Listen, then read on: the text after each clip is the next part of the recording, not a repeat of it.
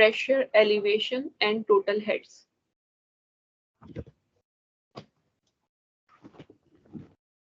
In soils, the interconnected pores provide passage for water. ठीक है, ये तो हमने देख लिया. Large number of such flow paths act together. So इसमें जो flow paths हैं वो एक साथ काम करती हैं. And the average rate of flow is termed the coefficient of permeability. और जो average rate of flow है, rate of flow is the velocity. जो average है, it is known as the coefficient of permeability. Coefficient of permeability को हम कैसे denote करते हैं? We denote coefficient of permeability by K. पीछे देखा अभी, coefficient of permeability is this. ये permeability का coefficient है K. So coefficient of permeability और उसको हम खाली call करते हैं permeability. It is a measure of the ease of that soil provides to flow of water through its pores. तो इससे पता चलता है कि पानी कितना आसानी से वहां से फ्लो कर सकता है, यानी पोर्स में से सॉइल के.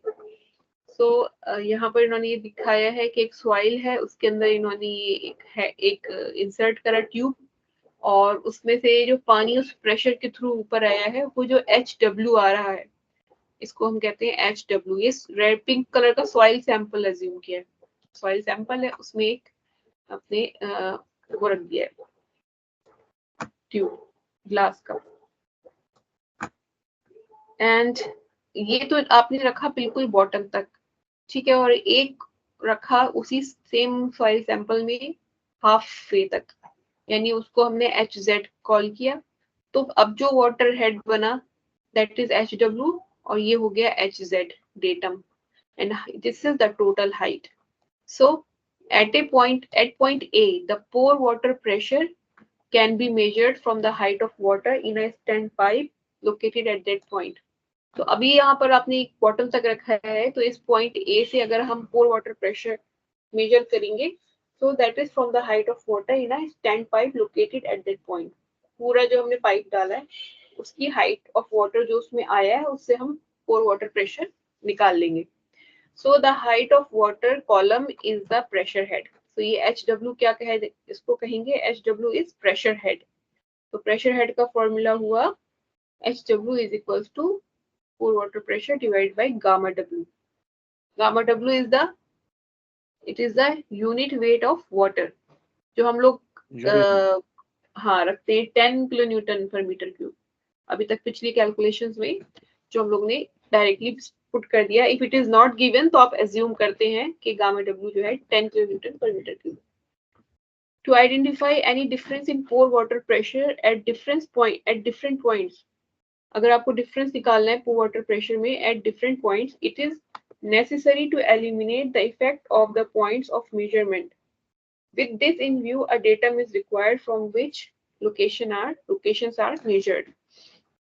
इन केस अगर वाटर हेड जो है वो अंदर, तो ये आपने जो कॉलम है ये आपने नहीं अंदर तक प्रोवाइड करा है, तो आपको डेटम पता होना चाहिए कि हम कहाँ से इसे कैलकुलेट कर रहे हैं. मतलब ये कि HZ हमें नोन होना चाहिए कि हमने यहाँ से, तो तभी तो आप सॉइल का सैंपल का आपको डेप्थ का आइडिया होगा, तभी आप कैलकुलेट कर सकते हैं HW. तो यहाँ पर कह रहे हैं उस केस में हम कैसे करेंगे.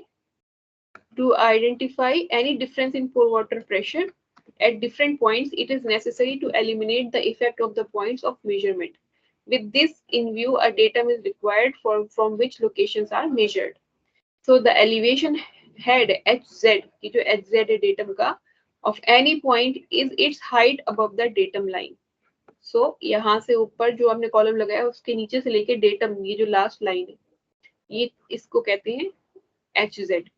So the height of water level in the standpipe above the datum is the piezometric head.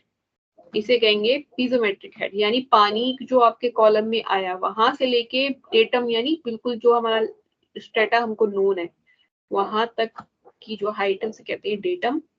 और इसको हम टोटल H होता है हमारा, H is equals to HZ plus HW.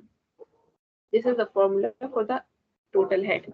So total head consists of three components: elevation head, pressure head, velocity head. ठीक है, 3 तरह के होते हैं प्रेशर हेड्स। एक तो एलिवेशन हेड है जो हमने यहाँ देखा, क्या कितना एलिवेशन है। एक होता है, अगर आपको एलिवेशन हेड नहीं मिलता then you go for the pressure head.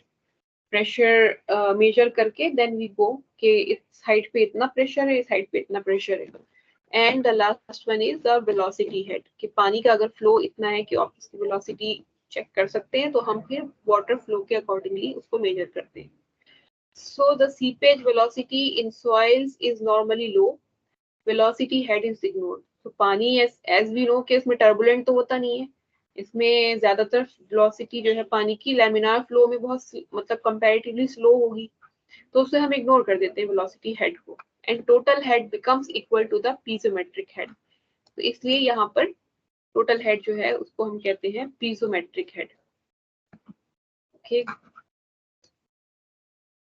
Due to the low velocity and small size of pores, due to the low seepage velocity and small size of pores, the flow of water in the pores is steady and laminar in most cases. So water flow takes place between 2 points in soil due to the difference in total heads. So पानी जो flow करता है soil के अंदर, that is due to the difference in the total heads. Total heads से मतलब क्या, जो हमने अभी पीछे देखा कि यहाँ पर ये जो है इसमें टोटल डेल्टा एच का मतलब क्या हुआ, डिफरेंस इन द हेड्स। तो यहाँ पर जो है प्रेशर हाई है, यहाँ पर कम है, तो अब पानी हाई टू लो की तरफ मूव करेगा। और ये नेचर का लॉ है कि जो है it move from high to low pressure points, so it depends on the pressure heads.